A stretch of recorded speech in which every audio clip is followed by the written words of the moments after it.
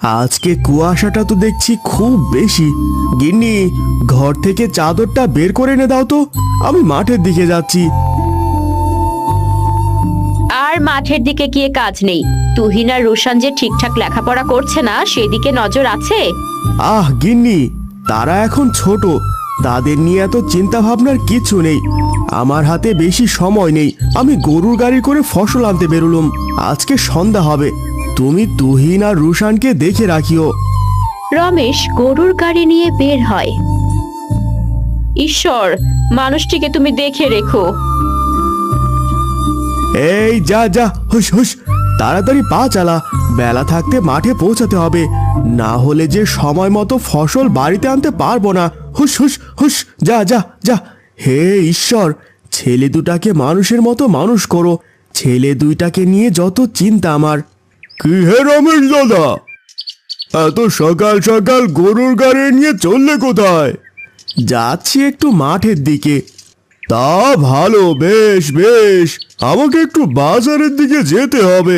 আজকে আসি, আর একদিন জমিয়ে গল্প করা যাবে। তা যা বলেছ। এই যা যা, হুস হুস, তাড়াতাড়ি পা চালা।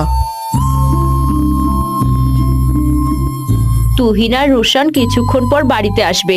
রান্না করার মতো তো কিছুই নেই, কি খেতে দেব? যাই, একবার মালতী দিদির বাড়িতে যাই, যদি কোনো সাহায্য পাই।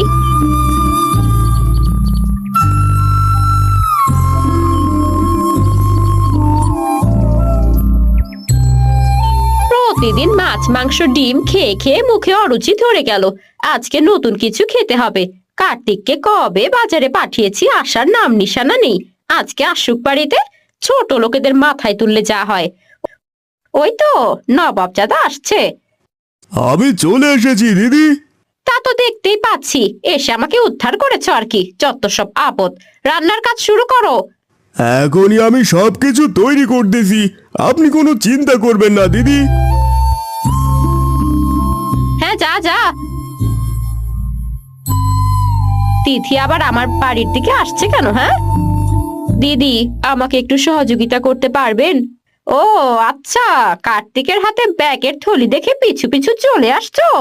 তোদের মতো ছোট লোকদের মুখ দেখাও পাপ। নিশ্চয়ই মাছ ডিম অথবা টাকা নিতে আসছো।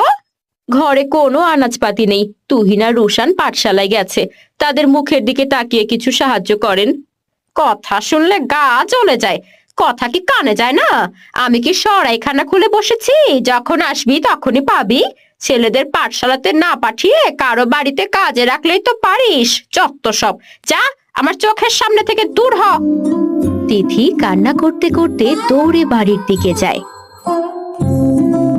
হায় ঈশ্বর, মালতী দিদির মনে তো একটু দয়াময় নেই। পেটের দায়ে আজ গোলামি করতে হচ্ছে।